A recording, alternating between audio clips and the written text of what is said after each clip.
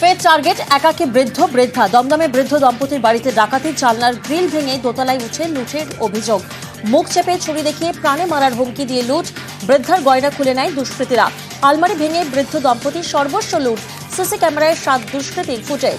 ছেলে দেবাশিস মজুমদার কর্মসূত্রে মহারাষ্ট্রে থাকে।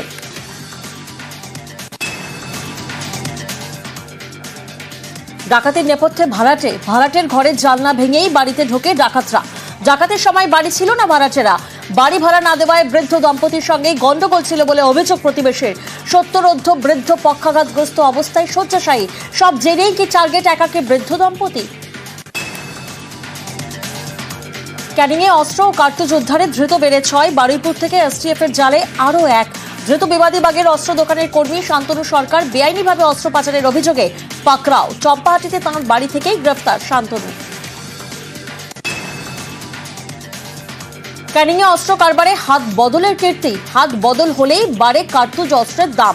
প্রায় দ্বিগুণ দামেই অস্ত্রের হাত বদল। শান্তনু লাইসেন্স প্রাপ্ত অস্ত্রের দোকান থেকে বেআইনিভাবে হাজি রশিদকে দোলনা রাইফেল পাচার করত। হাজি সেই অস্ত্র ফারুক মল্লিককে বিক্রি করত। 24 ফেব্রুয়ারি পর্যন্ত পুলিশ হেফাজতে শান্তনু। এয়ারপোর্ট 3 নম্বর গেটে মর্মান্তিক দুর্ঘটনার পর তৎপর পুলিশ। ট্রাফিক নিয়ন্ত্রণে অতিরিক্ত পুলিশ মোতায়েন। স্থানীয়দের অভিযোগ, বেপরোয়া বাস, লরি সহ অন্যান্য বড় গাড়ি ঘুষ থাকে না পুলিশের। বোড়ালে গাছ কাটায় ঠিকাদার সংস্থাকে তলব বন দফতরের। কার নির্দেশে দেদার গাছে কোপ জানতে চায় বন দফতর। নিউজ 18 বাংলার খবরের জেরে তৎপরতা। আগেই পুরসভার কাছেও রিপোর্ট তলব বন দপ্তরে। ব্যাংকে আর্থিক দুর্নীতিতে নয়া নির্দেশ হাইকোর্টের। এফআইআর করতে সিবিআইকে রাজ্যের অনুমতি নিতে হবে না। নজিরবিহীন নির্দেশ বিচারপতি তীর্থঙ্কর ঘোষের। সিবিআই প্রাথমিক অনুসন্ধান করে ব্যাংকগুলিকে পাঠাবে। ব্যাংকগুলি কোনো আপত্তি থাকলে জানাবে সিবিআইকে। এরপরেই দ্রুত এফআইআর করার নির্দেশ সিবিআইকে। বিধানসভায় সাসপেন্ড শুভেন্দু অধিকারী। 30 দিনের জন্য সাসপেন্ড বিরোধী দলনেতা। সরকার পক্ষের মুখ্য সচেতক নির্মল ঘোষের নোটিশের জেরে সাসপেন্ড অগ্নিমিত্রা পল, বঙ্কিম ঘোষ, বিশ্বনাথ কারক। স্পিকারের দিকে কাগজ ছোড়ায় সাসপেন্ড। যেভাবে আমাদের সরকারি কাগজগুলো যেগুলো আমাদের সরবরাহ করা হয়েছিল সেগুলো ছিঁড়ে আমার চেয়ারের দিকে ছুঁড়ে মেরেছেন। এই আচরণটা সত্যি মানে অত্যন্ত নিন্দনীয়। সেই মর্মে আজকে একটা মোশন এনেছেন আমাদের শ্রী নির্মল ঘোষ। ওদের এই আচরণের জন্য ওদের 30 দিন, আগামী 30 দিন বা সেশন শেষ হওয়া পর্যন্ত সাসপেন্ড করা হোক। সেটা আমরা ভোটে দিয়েছিলাম, এটা ক্যারেট হলো এবং accordingly they are suspended for 30 days। আমরা বিজেপি পরিষদীয় দল সরস্বতী পুজো বাধা দান নিয়ে মুলতবি লিড করা আজকের বিজনেসকে আমরা অগ্রাহ্য করেছি, টুকরো করেছি ছিঁড়ে, এবং আমরা সেটা উড়িয়ে দিয়ে 10 মিনিটের বিক্ষোভ করে বাইরে বেরিয়েছি।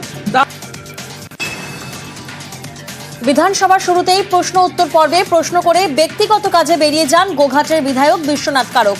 শুভেন্দু অধিকারী সহ বিজেপি বিধায়করা যখন বিধানসভার অভ্যন্তরে স্লোগান দিচ্ছেন সেই সময় গোঘাটের বিধায়ক উপস্থিত ছিলেন না। তবুও তার নাম কেন সাসপেনশনের তালিকায় বুঝতে পারছেন না তিনি। উদ্দেশ্য প্রণোদিতভাবে সাসপেন্ডের অভিযোগ বিশ্বনাথ কারকের। থেকে সাজানো প্লট অনুযায়ী বিরোধী দলনেতাকে টার্গেট করে অন্যান্য বিজেপির যারা বিধানসভায় উপস্থিত না থাকা সত্ত্বেও বিশ্বনাথ কারককে সাসপেন্ড করেন। আমি ওয়েলে নেমেছি, কিন্তু বঙ্কিম ঘোষ বা অগ্নিমিত্রা পাল ওয়েলে নামেনি, তাদেরকেও সাসপেন্ড করা হয়েছে। বিধানসভায় একটু আধটু বিক্ষোভ, চিৎকার চেঁচামেচি হয়েই থাকে। শুভেন্দু যেটা করলো বা তার লোকেরা যেটা করলো, স্পিকারের চেয়ারের দিকে ছুটে গিয়ে মানে হেঁটে গিয়ে এই কাগজগুলো ছুঁড়ে দিলেন ওনার দিকে। আজকে যে আচরণটা করলেন সে আচরণটা নিঃসন্দেহে খুবই অন্যায় কাজ বলে আমি মনে করি। স্পিকারের চেয়ারকে অপমান করার দায়িত্ব আমাদের কারোরই নেই। সেক্ষেত্রে স্পিকার যে সিদ্ধান্ত নিয়েছেন আমার মনে হয় যথাযথ সিদ্ধান্ত নিয়েছে। বৃদ্ধারা এবার আবারও একটা এরকম ডাকাতির ঘটনা ঘটেছে দমদমে বৃদ্ধ দম্পতির বাড়িতে ডাকাতি। সিসি ক্যামেরায় যে ছবি ধরা পড়েছে সেই ছবিটা আপনাদের সামনে রাখছে এই মুহূর্তে। জানলার গ্রিল ভেঙে দোতলায় উঠে লুট চলে। সিসি ক্যামেরায় যাতে মুখ দেখা না যায় তাই হেলমেট পরে ঢোকা হয়েছে, মানে রীতিমতো আটঘাট বেঁধে ডাকাতি করা হয়েছে। কোথায় সিসি ক্যামেরা রয়েছে সেটাও কি তাহলে জানতো দুষ্কৃতীরা? মুখ চেপে ছুরি দেখিয়ে প্রাণে মারার হুমকি দিয়ে বৃদ্ধার গয়না খুলে নেয় দুষ্কৃতীরা। শুধু তাই নয়, আলমারি ভেঙে রীতিমতো সর্বস্ব লুট করে নিয়ে যায় তারা। সিসি ক্যামেরায় ধরা পড়েছে 7 দুষ্কৃতীর ফুটেজ। দমদমের ঘটনা, বারবার টার্গেট হচ্ছে একাকী অসহায় বৃদ্ধ দম্পতি। গ্রিল ভেঙে বাড়ির ভিতরে ঢুকে আসে দুষ্কৃতীরা, দোতলায় উঠে পড়ে, চলে লুট।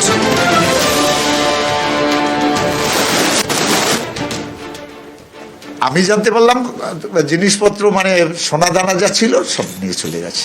আমাকে ফোন করেছে আমার ওই ভাগনা বউ, পুনে থেকেই ফোন করেছে। আমি থাকি বাগুইহাটিতে, আমার এই বাড়িটা আমার নয়, আমার দিদির বাড়ি এটা। এবারে আমি সকালবেলা এসছি এই ফোন পাওয়ার পরে, এসে দেখছি দিদি খুবই নার্ভাস, ঠিক মতো বলতেও পারছে না কি নিয়ে গেছে না কিছু।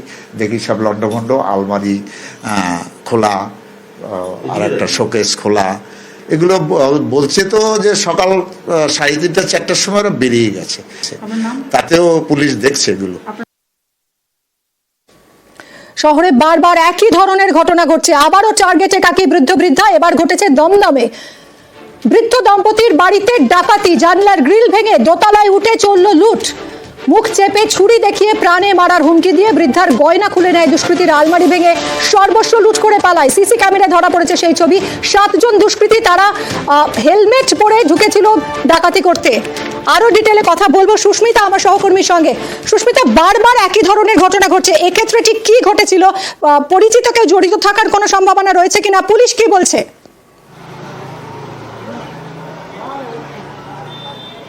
দেখো, দমদম হোক কিংবা সল্টলেক, বারংবার সফট টার্গেট বৃদ্ধার। সেই ঘটনায় আরো একবার চোখে আঙুল দিয়ে দেখিয়ে দিল দমদমের 7 নম্বর ওয়ার্ডের নলতা স্কুল রোড এলাকা। নলতা স্কুল রোড এলাকায় একেবারে শান্তিপ্রিয় এলাকা, এবং এলাকাবাসী যেমনটা বলছেন, এই ধরনের ঘটনা, চুরি ডাকাতির ঘটনা বিগত 50 বছরে তারা কেউ শোনেননি। এবং এই যে বাড়ি এই মুহূর্তে দেখাচ্ছি, যে বাড়িতে শঙ্কর মজুমদার এবং তার স্ত্রী পুতুল মজুমদার তারা থাকতেন, বৃদ্ধা। শঙ্কর মজুমদার তিনি গত 6 বছর ধরে প্যারালিসিস এবং শয্যাশায়ী, এবং তার স্ত্রীকে সঙ্গে নিয়ে তিনি এই বাড়িতেই থাকতেন, যার নিচের তলায় একজন ভাড়াটিয়া থাকতেন, যে ভাড়াটিয়া গতকাল রাতে ছিলেন না। আর সেই সময়ে গতকাল রাতে ভাড়াটিয়া যে ঘরে থাকতেন, সেই ঘরের যে গ্রিল, সেই গ্রিলের কাঁচ ভেঙে 6 জন যে ডাকাতের দল তারা প্রবেশ করে। এবং আরো উল্লেখযোগ্য বিষয়, প্রত্যেকটি বাড়ির সামনেই রয়েছে সিসিটিভি ক্যামেরা। তার মধ্যে বাদ নয় যে বাড়িটি এই মুহূর্তে, বা যে বৃদ্ধার বাড়িটি ডাকাতির কবলে পড়েছে, সেই বাড়িটি। আর সেই সিসিটিভি ক্যামেরায় যেমনটা ধরা পড়ছে, পুলিশ সূত্র মারফত জানা যাচ্ছে যে ডাকাতির দল তারা পুলিশের চোখে নজরকে ফাঁকি দেওয়ার জন্য বা নিজেদের পরিচয়কে আত্মগোপন করার জন্য তারা যে হেলমেট, সেই হেলমেট মাথায় দিয়ে এই বাড়িতে প্রবেশ করে এবং বৃদ্ধার মুখ চাপা দিয়ে গলায় ভোজালি ধরে সর্বস্ব লুটের অভিযোগ উঠছে। এবং গলায় ভোজালি ধরে, পাশাপাশি তার হাতের নাকের যে সমস্ত সোনা গয়না ছিল সমস্তটাই যেমন লুট হয়েছে। আলমারি ভেঙে সমস্ত টাকা পয়সা, নগদ টাকা সর্বস্ব লুট করা হয়েছে। এই মুহূর্তে তদন্তে দমদম থানার পুলিশ আধিকারিকরা, ইতিমধ্যেই পুলিশ আধিকারিকরা তারা এই ঘটনাস্থলে এসে উপস্থিত হয়েছে, এবং তারা প্রত্যেকেই আতঙ্কিত। এলাকাবাসীরা যেমন আতঙ্কিত যে এইভাবে শান্তিপ্রিয় শান্ত এলাকায় কিভাবে এই ধরনের ঘটনা ঘটতে পারে। সিসিটিভি ক্যামেরা যেখানে রয়েছে, সদা সর্বদা নজরদারি চলছে, তারপরেও কিভাবে এই ধরনের ঘটনা। দমদম থানার পুলিশ আধিকারিকরা ইতিমধ্যে এসে উপস্থিত হয়েছে। তারা মূলত বোঝার চেষ্টা করছে যে ডাকাতির দলটা ঢুকেছিল তারা এখানে পূর্ব পরিচিত কিনা, এই বৃদ্ধার পূর্ব পরিচিত কিনা। যদিও বৃদ্ধা যেমনটা জানাচ্ছেন যে যারা এসেছিলেন গতকাল রাতে তারা কেউই তার পূর্ব পরিচিত নন। পুলিশ আধিকারিকেরা এই মুহূর্তে খুঁজে বের করার চেষ্টা করছে বৃদ্ধার সর্বস্ব লুটের পেছনে কারা জড়িত, পূর্ব পরিচিত কিনা, কিংবা আগের একদমই তদন্ত এখন কি বেরিয়ে আসে সেদিকেই নজর। অনেক ধন্যবাদ তোমায় সুস্মিতা।